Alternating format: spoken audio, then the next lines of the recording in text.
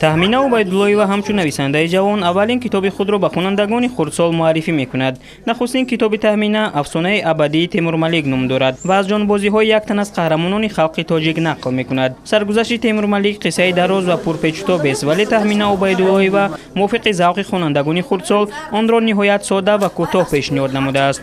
از آنکه این اثر اساساً برای کودکان تهیه شده است، در صحیفه‌هایش رسم‌ها از لحظه‌های قهرمانی‌های تیمورملیک جای دارند.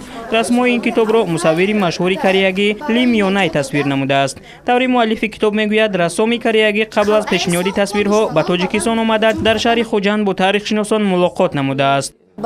برای شناس شدن با قهرمان‌های تیمورملیک سیر تاریخی گذراندیم و در اینجا چه خیلی که می‌بینید همه عکس‌های مصوره‌ای که کتاب را آورده داده است با چشم خود دیده بود و هر یک جزئیات این آرایشی کتاب را دیده سنجیده آموخته بعد کتاب را آورده داده است تا که کتاب برای ملت تاجیک برای قهرمانی خلق تاجیک موفق باشد. معرفی کتاب افسانه ابدی تیمورملیک در روزهای برگزاری فستیوال جمهوریوی هفته کتاب کودکان و نورسان تاجیکستان برای کتاب دوستداران نورس تحفه ارزنده شد. کودکان و نورسان از نشر چنین اثر و دسترس نمودن آن اظهار خوشنودی میکنند. امروز ما در معرفی کتاب افسانه ابدی تیمورملیک اشتراک داشتیم و بسیار هم کتاب زیبا می باشد، رسم‌های جالب دارد و برای ما بسیار هم پسند آمد. من خیلی خرسند می باشم که چنین کتاب برآورده شده است. به من خیلی پسند آمد و من میخواهم که این کتاب رو بخوانم و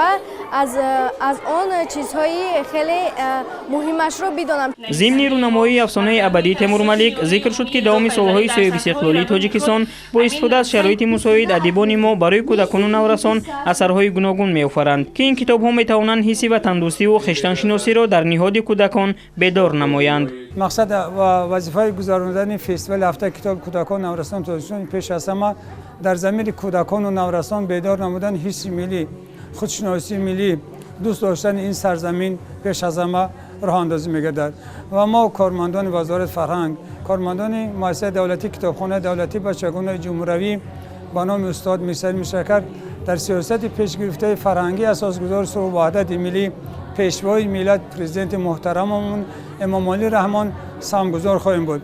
ضمن سخنرانی‌ها اشتراکچیان چرابینی نشر کتاب مذکور را در دایره فستیوال هفته کتاب کودکان و نورسان تاجیکستان کامیابی بزرگ و پدیده خوب برای ادبیات نامیدند، زیرا با گفته ناطقان چنین اثرها می‌توانند خوانندگان را به کتاب و کتاب دوستی جلب کنند. در انتهای چرابینی مؤلف اثر به کودکان و نورسان کتاب افسانه ابدی تیمورملیک را تحفه نمود.